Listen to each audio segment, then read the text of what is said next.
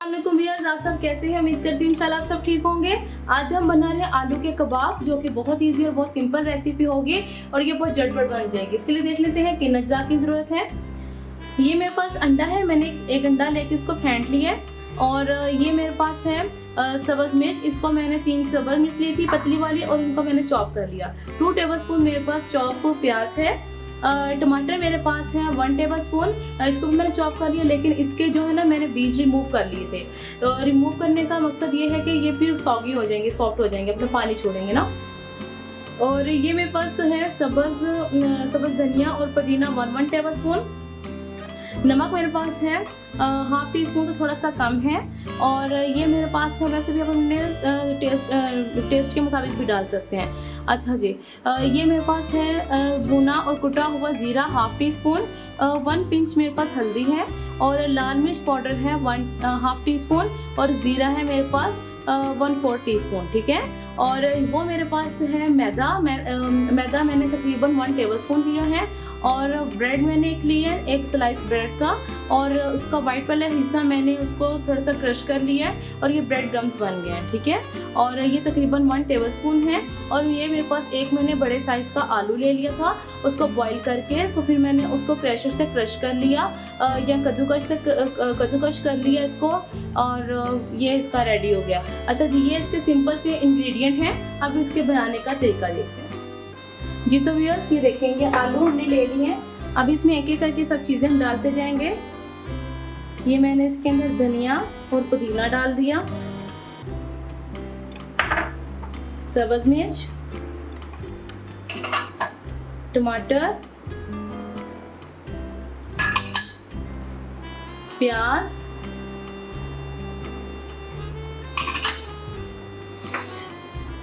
ये सब मसाले, मैदा और ब्रेड क्रम्स। अब इनको हमने करना है अच्छे से मिक्स, सब मसाले एक से हो जाए।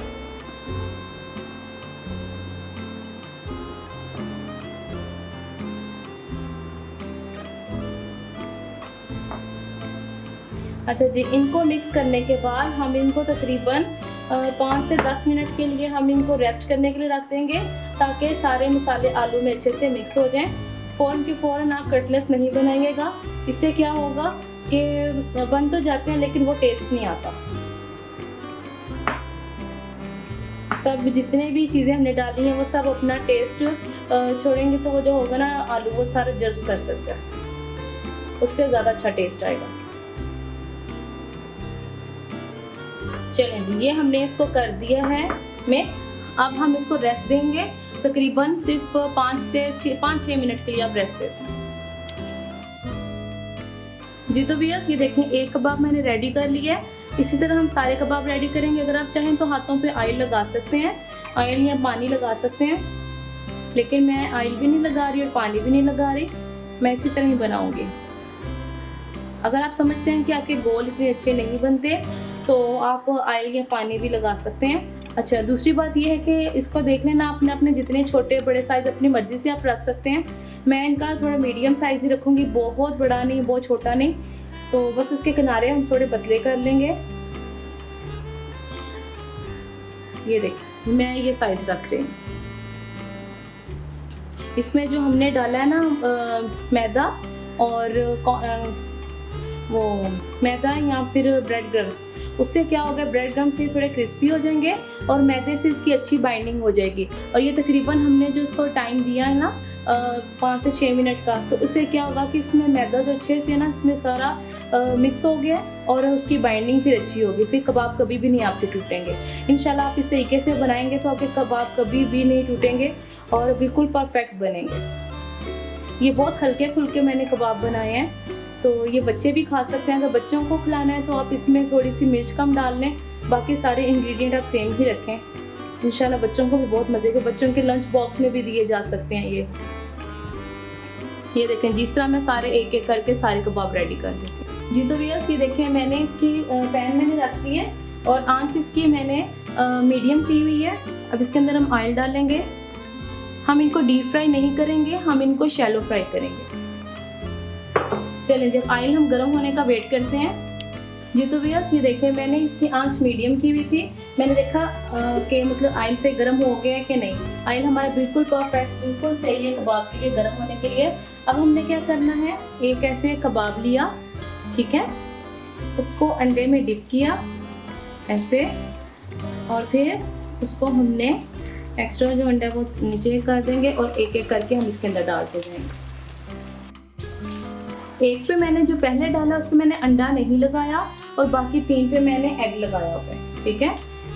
ये देख लेते हैं, मैंने एक अंडा इसलिए नहीं एक पे लगाया कि मैं आपको दिखाऊं कि अंडे के बगैर भी अगर आप बनाना चाहें तो आपके बिल्कुल नहीं टूटेंगे। ये देखिए, इसको आपने ऐसे टर्न कर लिया, देखिए बिल्कुल नहीं टूटा। थोड़ा हम इसको अलग अलग कर लेंगे। आंच मैंने अभी भी इसकी मीडियम की हुई है। कभी भी आप लो आंच पे कबाब फ्राई नहीं करें, क्योंकि क्या होता है लो आंच पे फिर ये होता है कि वो जितना भी आलू होते हैं ना ऑयल ऑब्जर्व कर लेते हैं। तो एक तो ऑयली दोनों हो जाते हैं और दूसरा फिर ये होता है कि वो टूटने का भी खदशा होता है। ना इनको ज़्यादा तेज़ आंच पे पकाना चाहिए और ना ही इनको लाइट आंच पे। अच्छा जी, अब हम इनके गोल्डन कलर पे हम इनको उतार लेंगे।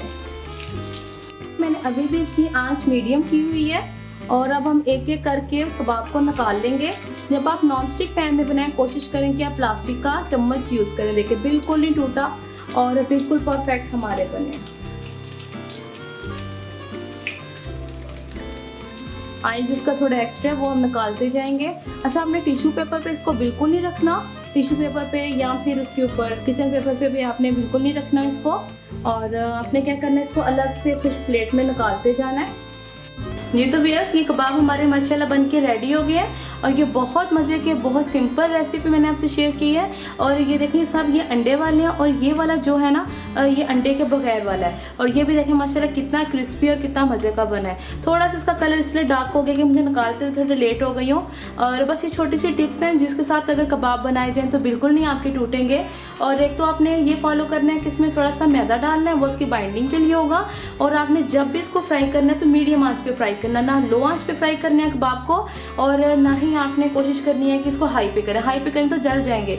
बस ये निकालते निकालते मुझसे थोड़ा सा ब्राउन हो गया। मैं कहा ये भी मैं आपको ज़रूर दिखाऊंगी, क्योंकि अगर हमसे कोई चीज़ गलत भी हो जाए हमें वो भी दिखानी चाहिए ताकि आपसे गलती ना हो सके।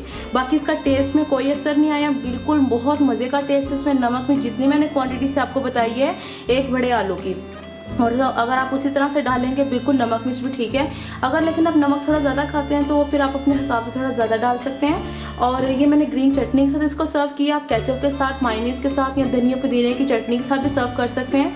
इसके साथ कोई रोटी, चपाती या नान भी आप सर्व कर सकते हैं। और आप भी मुझे बताना आपको मेरी रेसिपी कैसी लगी है। अगर आपको मेरी रेसिपी अच्छी लगती है तो आप अपने फैमिली फ्रेंड से ज़रूर शेयर करना। और अगर आप मेरे चैनल पर नए हैं ज़रूर सब्सक्राइब करना। इंशाल्लाह जी मैं नई रेसिपी के साथ आपके सामने हाजिर होंगी। अल्लाह हाफिज़।